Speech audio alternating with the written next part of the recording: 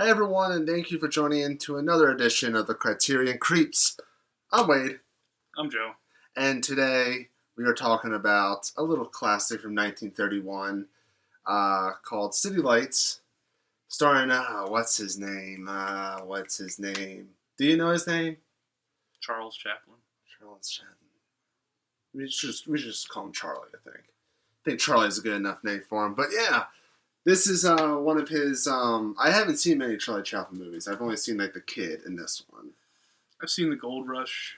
Yeah. And a few other small ones that I don't remember. He's mostly known for like The Great Dictator and stuff like that. Yeah. Yeah, I haven't seen Great Dictator. This one I think Times is kind of like all of his things are gems, but I think this is like kind of like a hidden gem kind of thing, you know? Compared to the Gold Rush and it doesn't get talked about as much. Yeah. But when it does get talked about, it's typically up there the greatest movies of all time. Yeah. So and it's warranted. It's warranted. Yeah. It's a nice little feel-good story involving the famous character, the tramp, that Charlie Chaplin's known for playing. Yeah. It's just a lot of comedy. Like in a day and age where everything is so sarcastic and everything is audible kind of comedy. Well, yeah, and this was made in the time of sound sound movies. So he's still stuck with his guns. Did silent movies for. And I like the variety. How much longer? I just like the variety. Like it's also based in the future. You notice, like kind of, yeah. Yeah. Well, I think maybe where I streamed it from, maybe it was in Russian. But it was in Russian subtitles, but you still got the rest of everything. So I'm like, what is going on?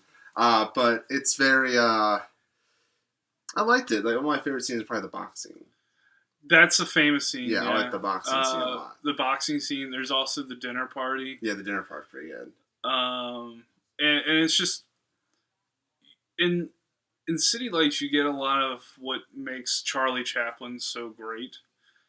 You got these time-based gags, like with the sidewalk with the like the dumbwaiter, I guess. Yeah.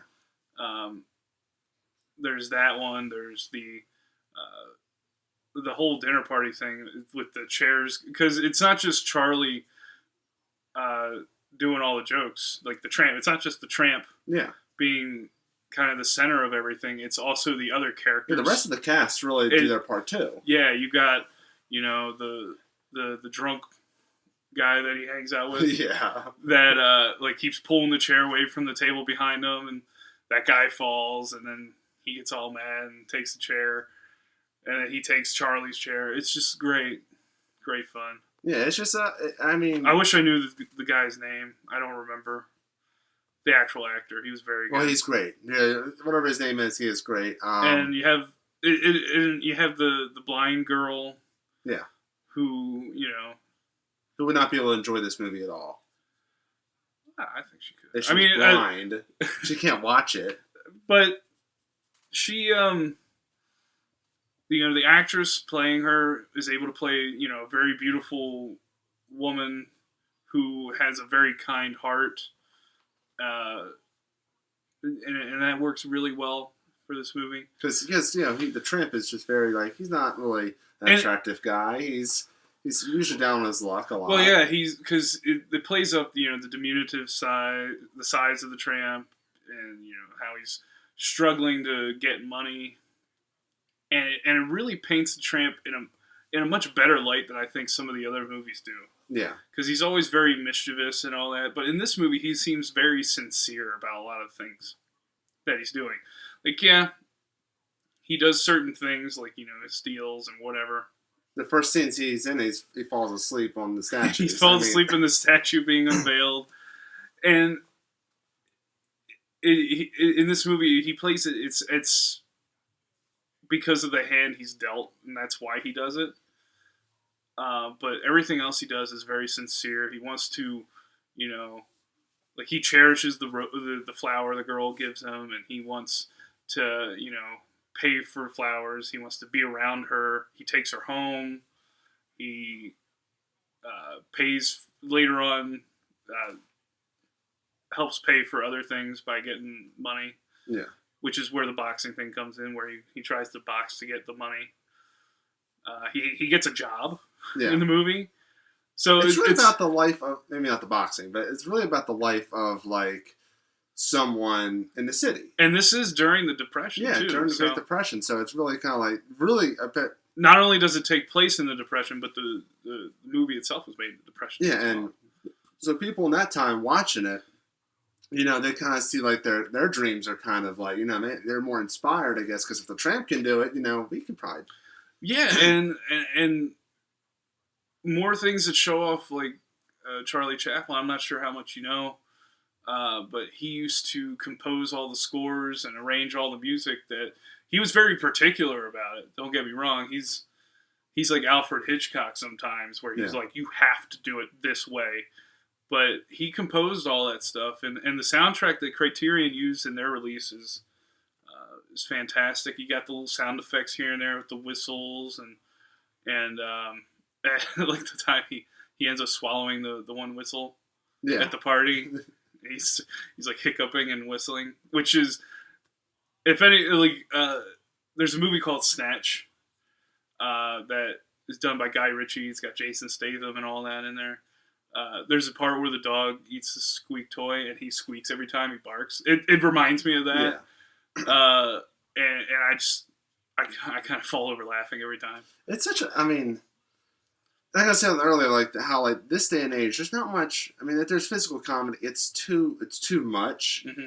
Charlie Chaplin's a little bit like when he goes over like overzealous, but it's subtle at the same time. He's the most restricted, I think, of the main silent comedians, which is Buster Keaton, Harold Lloyd, Charlie Chaplin.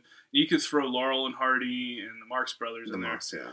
But Charlie is probably the most restrained in the physical aspect of the main three of that time. Not to take anything away from the Marx Brothers or Laurel and Hardy, but there's a reason why Charlie Chaplin. But Harold Lloyd and Buster Keaton are the other two that are thought of with Charlie as like the kings of silent movie comedy, and not Mel Brooks. No. This did silent movie. It's fine. Yeah, silent movie is a fun movie, but yeah, it's just a joke. Sorry, I was thinking you were referencing Mel Brooks and Carl Reiner. I'm like, no. All those are sound. No, I'm just saying, like in this day and age where everything is sound, you don't see any silent movies that much anymore. No, and Charlie was one that kept doing them, and I think it worked. It worked for his favor, and you know he helped start United Artists with 4 other huge stars at the time. And this is how he made all these movies. I say his movies are better than a lot of the comedies that come out in 2016, and that says a lot. For that movie was like what, 80 years ago, 85 years ago. I mean, it still stands the test of time to me. Yeah, it's a fantastic. The ending is such a sweet kind of end. At least the way I see it. And if you're new to Criterion movies, there's a lot of movies that you really have to think about. There's movies you got to think about, and there's the movies that push you to feeling a lot of the negative emotions. We'll probably get into them at some point. And I don't think we're going to do Salo, or I don't think we're going to do that one. I don't want to. I never say never, friend. I don't want to do it. But there's 800 movies I think we can, but this was. But I think it's fun. Yeah, this one is one of those feel good ones. I just don't know what else. It was one of the first ones I like when I was getting into Criterion. It was one of the first ones that came out when I was getting into it, and I bought it on Blu-ray. It looks magnificent, by the way, if you see the Blu-ray version. Yeah. And it's just a delight. That's the best way to put it. But yeah, I think that I like the movie. Check it out. Check out all of the Charlie Chaplin movies. We might do some more in the future. Yeah. Because like Gold Rush. I think The Circus was just put. The Kid was. I think they were just put in the Criterion Collection. Great Dictator, Modern Times. Yeah, Modern Times is the one that's one I saw. That's the one he goes in prison, right? He's working in a factory. Yeah, that's it. Yeah, that's the one I'm thinking of. Yeah, I saw that one. Okay, so I've seen The Kid in that one. That's it. And City Lights now. I put City Lights on there. Yeah, City Lights is it's a sneaky one. That's one of the best ones. Yeah, but it's up there probably with the Gold Rush and trying to think, probably Great Dictator. Yeah, there's another main one. That's the one he talks in. Yeah. And I think he didn't do that until 40. 50s. Oh, did he do it in the 50s? I think it was late 40s, early 50s, around there. I thought he did it when Hitler was still alive. Like Maybe it was early 40s. It was like a couple years after this one. Well, we didn't research that one. Yeah.